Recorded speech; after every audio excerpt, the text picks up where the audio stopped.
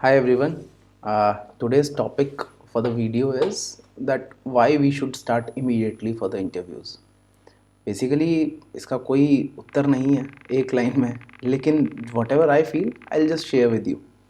देखिए, यूपीएससी का जो एग्ज़ाम है that is a cyclic process. We all know that. Prelims है, उसके बाद मेंस है, उसके बाद इंटरव्यूज़ है.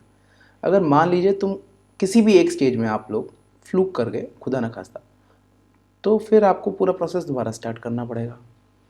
तो इसलिए अगर आप सोचेंगे तो मतलब आपको कंटिन्यूटी में ही रहना है, आपको मोमेंटम ब्रेक ही नहीं होने देना है. 5-7-10 दिन का जो आपने ब्रेक ले लिया दैट इज़ गुड. अभी तो काफ़ी हो गया.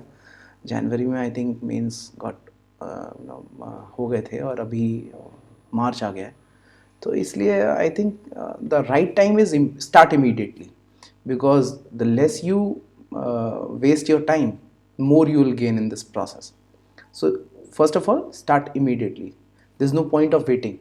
Then secondly, अगर आप मान लीजिए कंटिन्यूटी तोड़ देते हैं, तो एक पहलवान का एग्जांपल देता हूँ कि अगर मान लीजिए एक पहलवान अपनी पहलवानी महीने भर के लिए छोड़ दे और उसके बाद वो ये सोचे कि मैंने तो इस गांव के सारे पहलवानों को चित करा हुआ है, तो मेरी वही कंटिन्यूटी रहेगी और वो बिना प्रैक्टिस के दोबारा उतर जाए अखाड़े में. तो हो सकता है, और काफ़ी ज़्यादा चांसेस इसी बात के हैं कि जो रेगुलरली मोमेंटम में होगा, क्या भरोसा एक नौसिखिया पहलवान भी उसको चित कर दे और धूल चटा दे. तो इसीलिए यू कांट जस्ट नो इतने कैजुअल नहीं हो सकते. This is the most toughest exam on the face of the earth, so you will have to be a bit serious about it. Secondly, अगर हम कंटिन्यूटी की और बात करें तो मेंस भी आप इसीलिए दे पाए थे क्योंकि आपने प्रीलिम्स के बाद में कंटिन्यूटी नहीं छोड़ी थी. उन 3-3.5 महीने जो भी आपको समय मिला उसको आपने पूर्णतः इस्तेमाल करा होगा, तभी आप मेंस दे पाए. तो इसीलिए आई थिंक कंटिन्यूटी आपको ब्रेक नहीं करनी चाहिए and you should immediately start for your interview preparations. No coming that why you should start और क्या करें अगर आपका मन है. चलिए मान लिया कि इंटरव्यू स्टार्ट कर देते हैं भैया, लेकिन अब बता तो दो कि कैसे. तो there is a mode of interview which you will have to switch it on. अभी आप मेंस देकर आए हैं, 200-200 वर्ड्स में, 250-250 वर्ड्स में कुछ कंटेंट लिखा, कुछ फट्टे मारे. लेकिन अभी क्या है ना भैया, देखो फट्टा नहीं चलेगा, वहाँ पर आपको कंटेंट डिलीवर करना है. क्योंकि राइटिंग और speaking they are both different stream. आप हो सकता है कि इंटरव्यू उसमें आपने थोड़ा सा इंट्रोडक्शन दे करके आपने पॉइंट्स बुलेट फॉर्मेट में बना दिए, हाईलाइट कर दिया, तो एग्जामिनर का जो कॉपी चेकर है उसका इंटरेस्ट बना रहा. लेकिन that can not be the case in the interview, because आप उसमें क्या करेंगे, आपको उसमें you will have to be मतलब एंगेज रहना पड़ेगा आपको पूरे प्रोसेस में. जो लिसनर है, जो भी आपके उत्तर को सुन रहा है, उसको आपकी बात में मज़ा आना चाहिए. तो आपको 20 से 30 ही वर्ड मिलेंगे, वहाँ पर आपको 200 से 300 वर्ड मिल रहे थे. बहुत ज़्यादा अंतर आ गया. अब कंटेंट ऑलमोस्ट सेम ही डिलीवर करना है. एग्जाम्पल के तौर पे if I just ask you a simple question, क्या क्रिप्टो करेंसी इलीगल है? क्या आपके अनुसार उसे लीगलाइज कर देना चाहिए? अगर आपने इसमें बताया क्रिप्टो करेंसी क्या होती है, ब्लॉकचेन क्या होता है, जो कि आप यूजुअली मेंस के फॉर्मेट में करते होंगे, but that won't work here. आपको यहाँ पर वो मोड ही नहीं चलेगा आपका. आपको टू द पॉइंट वैसे प्रिसाइजली बताना पड़ेगा कि आपका ओपिनियन क्या है, अगर ओपिनियन बेस्ड क्वेश्चन है, और अगर फैक्चुअली है तो फैक्चुअली उतना ही बताना है जितना पूछा गया है. तो ये मोड का डिफरेंस आपको समझाया. अभी मेरे को लगता है कि आपको ये भी जानने की बहुत ज़्यादा ज़रूरत है कि इंटरव्यू में वो जानना क्या चाहते हैं आपको. वो पता है आपको कि आप काबिल हैं, आप XYZ डिग्री लेकर आए हैं, आपका नाम ये है, आप इतने ज़्यादा काबिल हैं, इतनी जगहों पे आप काम कर चुके हैं, जो भी आपका बैकग्राउंड है वो सब आपके डेफ में लिखा है. लेकिन they want to know the person inside you, they want to know the personality, they want to know the character, कि क्या ये इंसान 30 साल, 35 साल, 40 साल तक गवर्नमेंट के साथ अच्छे से काम कर पाएगा. क्या ये वो आदमी है जो कि एक गवर्नमेंट की बड़ी से बड़ी जिम्मेदारी को निभा पाएगा. तो they want to know the personality inside you. So उसके लिए you just have to go on to a beautiful journey of exploring your self. You just can't afford to sit idle. अपने आप के बारे में सोचना है, आपने जो लिखना है. जैसे फॉर एग्जांपल हॉबीज़ पे मैं देखता हूँ बहुत सारे क्वेश्चन पूछे जाते हैं कि हॉबीज़ क्या भरनी चाहिए, क्या नहीं भरनी चाहिए, ये तो मैंने बहुत पहले करा था, ये तो मैं करता ही नहीं हूँ. तो अपने बारे में अगर आपको पता होगा, जैसे मैं 5 साल की उम्र में चेस खेलता था, तैयारी के दौरान नहीं खेलता था, टाइम नहीं मिलता था, लेकिन that doesn't mean I don't know how to play chess, या फिर मुझे चीज़ें मैं भूल ही गया इतनी ज़्यादा।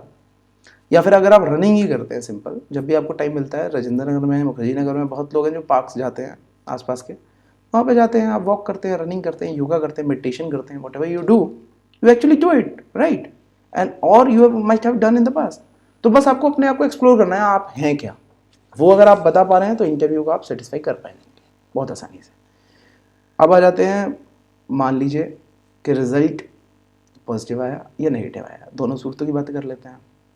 अगर पॉजिटिव आया तो बट वैसे आपने इतने दिन जो भी पढ़ाई करी वो आपको एक किक स्टार्ट दे चुकी है, ऑलरेडी आपकी गाड़ी मोमेंटम में है। मान लीजिए अभी 30-40 की स्पीड पे है, 100 पे पहुंचने में ज़्यादा देर नहीं लगेगी भैया। लेकिन अगर मान लीजिए आपका रिजल्ट नेगेटिव आ गया, उस सेंस में आप ये कहना चाहेंगे कि भाई मेरा रिजल्ट नेगेटिव आ जाएगा तो मेरे को डिमोटिवेशन हो जाएगा, इतनी दौरान की तैयारी जो करी है वो कहाँ जाएगी? ऐसा नहीं है, ये वेस्ट हो जाएगी।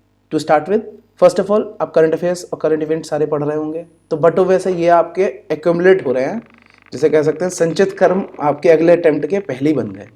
करंट अफेयर्स आपने तैयार कर लिया, काफ़ी हद तक आप उससे गो थ्रू हो चुके हैं। मैं नहीं कह रहा प्रीलिम्स पॉइंट ऑफ व्यू से तैयार करा, लेकिन आपने काफ़ी हद तक उसे गो थ्रू कर लिया है, पहला एडवांटेज। दूसरा, अगर आपने क्रिस्टल क्लियर और क्रिस्प आंसर बनाने की एक आदत डाल ली और अपने थॉट्स को प्रायोरिटाइज करने की आदत डाल ली है, तो वो आपको मेंस के आंसर्स में भी बहुत इंप्रूवमेंट देगी।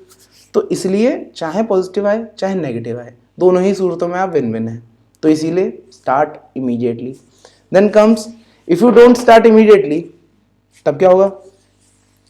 इमीडिएटली रिजल्ट आएगा, आप अपने दोस्तों से पूछेंगे या सिलेक्टेड कैंडिडेट से पूछेंगे क्या करें, सभी लोग बताएंगे मॉक इंटरव्यूज ज्वाइन कर लीजिए, या फिर टॉपर्स की टॉक्स भी सुने होंगे, वो भी सब लोग यही कहते हैं।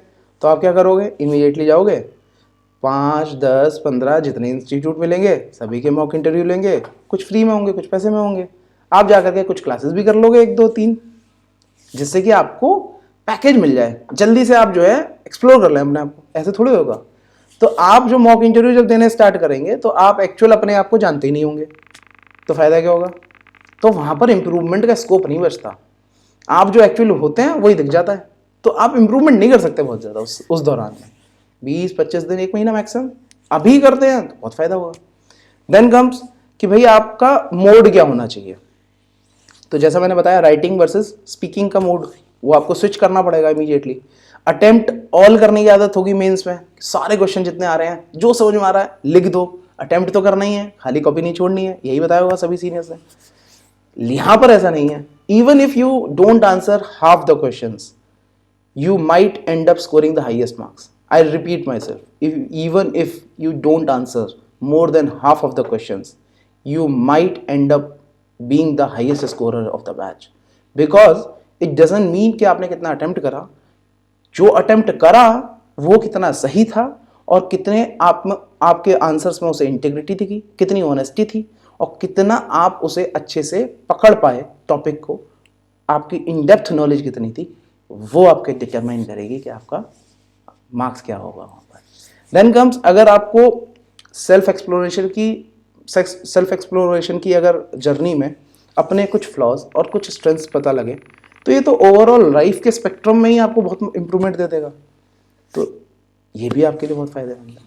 तो ultimately what I request to you all is that you should start your interview immediately. Thank you.